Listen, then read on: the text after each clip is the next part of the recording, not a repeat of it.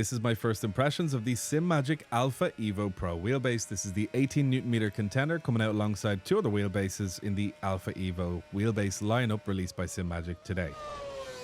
I'd also like to say that I am a Simagic ambassador and a proud Simagic fan, so if there are any biases, they may be there, but like always, I'll be keeping this completely objective and nulling out any biases by just being objective, pointing at things, showing things, and just letting you know my raw thoughts behind it. Like always, if you're looking to get a wheelbase or any of these products that you see in these videos, make sure to check out all the reviews you can. That way you can formulate a really nice perspective on the product and not just one person's thoughts, but go check out people like Boosted Media and Lawrence de Soswa so you can help formulate your thoughts, especially if you can't get your hands on the wheelbase itself. So I'm going to be keeping this really blunt. This isn't going to be a review. There's many of them coming out today. This is going to be a first impressions. I've been using this now. They've sent it to me about 2 or 3 weeks ago. So it's about 3 weeks of use. And these are my raw thoughts as they are fresh in my head of this wheelbase. So let's just jump straight into it. This wheelbase is going for about $699 US from Simagic's website, excluding tax and shipping, and 820 to 850 euros from EU websites, excluding shipping if you live in the EU. Now, let's just talk about the experience. Firstly, unboxing it, all that sort of stuff was absolutely fine. No issues there, packed gently, no damage, nothing like that. The product itself looks good. You've seen it all in pictures and videos and probably people touching it already at the expo. But in general, you have a heap of connection ports on the back. It's a plastic backing, and then you have like a metal outer shell. There's an on-off switch at the back, which you guessed it, it's for turning it on and off. So finally, there is a switch for that. There is no green LED in your face anymore in the front, but there is an RGB ring, which can be turned on or off, whether you are boring or not, who wants less RGB in their lives. And there's also a nice little kind of front design that kind of goes around this ring itself, ring of light, which then last but not least, you then have the shaft. Now, an important point I'd like to touch on before I get to my burning question, which is really the highlight of this first impressions, and personally for my own first impressions, is their new zero cogging tech. So apparently in the shaft, the way it connects to the motor, there is no cogging. Now, I'm no pro when it comes to all this stuff, but going from the Alpha Mini to the Alpha EVO, this is actually feeling quite smoother. The benefit of that is, I guess, up to yourself. It really depends on your own personal preference. For me personally, I like a smooth wheelbase. That way I feel like I'm getting the force feedback just directly from the simulator without any mechanical interference. So I can put on different effects, I can do this and that, but I just know that my wheelbase isn't adding any little sprinkles on top of the force feedback detail that I'm requesting from the simulator through my own different settings and stuff like that.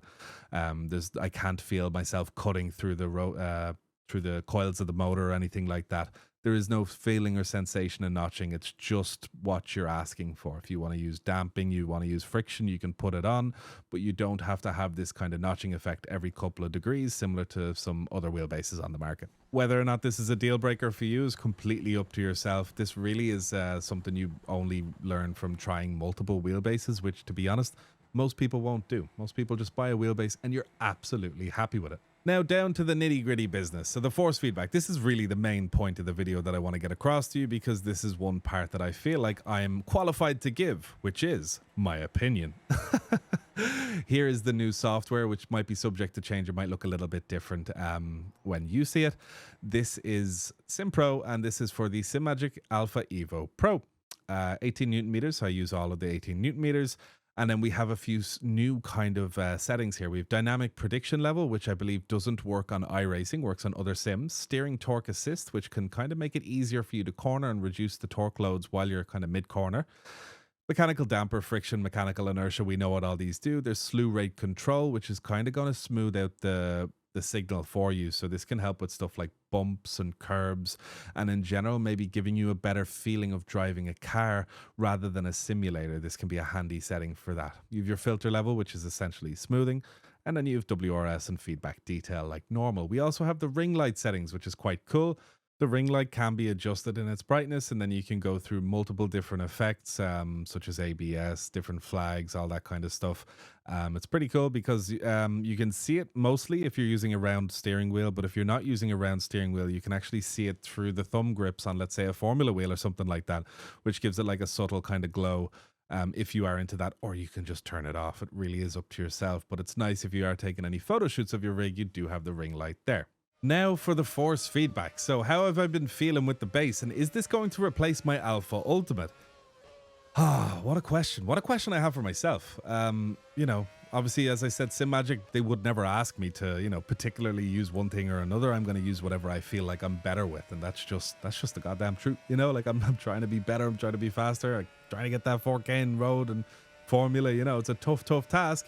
I can only do it by using the gear that I want to use. And to be honest, straight up, I'm going to be using the Alpha EVO Pro. And this is very easy for me to answer. I was curious for months and months and months leading up to this, but it's quite easy because whenever I'm using the Alpha EVO Pro, I never have a doubt that, oh, you know, maybe my Alpha Ultimate might be better with me.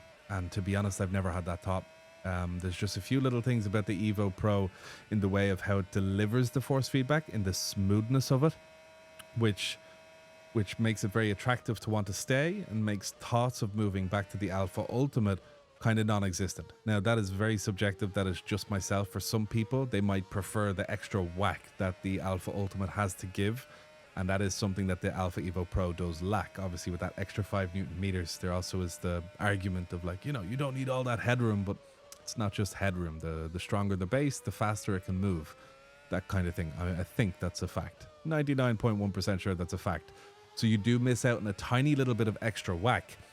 But as I said, it's not enough for me to worry about. And I'm no slouch. Like, I do use it at quite a significant force feedback. Like, I'm almost using half of this base's power on the regular, and then that pushes itself up. So we're talking, like, off the top of my head, it's between 11 and 13 Newton meters I use.